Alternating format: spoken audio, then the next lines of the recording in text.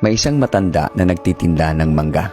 Maya-maya ay may lumapit na babae at nagtanong, "Manong, magkano ang isang mangga?" Sabi ng matanda, 10 ang isa. Sabi ng babae, "Bibili ako ng 20, pero ang gusto ko, 3 ang isa. Kung di ka papayag, aalis na lang ako." Sumagot ng matanda, "Sige ma'am, bilihin nyo na lang po sa presyong gusto ninyo. Wala pa akong benta sa araw na to."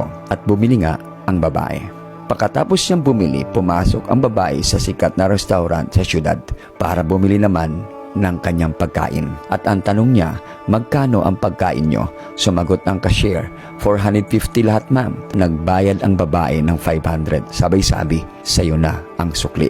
Itong istoryang ito ay normal lang sa mga taong may pera. Pero napaka-unfair naman sa parte ng matanda na nagtitinda. Bakit may ilan sa atin na nagdadamot sa mga taong kailangan ng tulong natin? Pero mapagbigay naman tayo sa mga taong hindi naman kailangan ng tulong. Mga kaibigan, gamitin mo yung pera mo para maayos ang ugali mo. Huwag mong ipakita ang ugali mo para lalong dumami ang pera mo.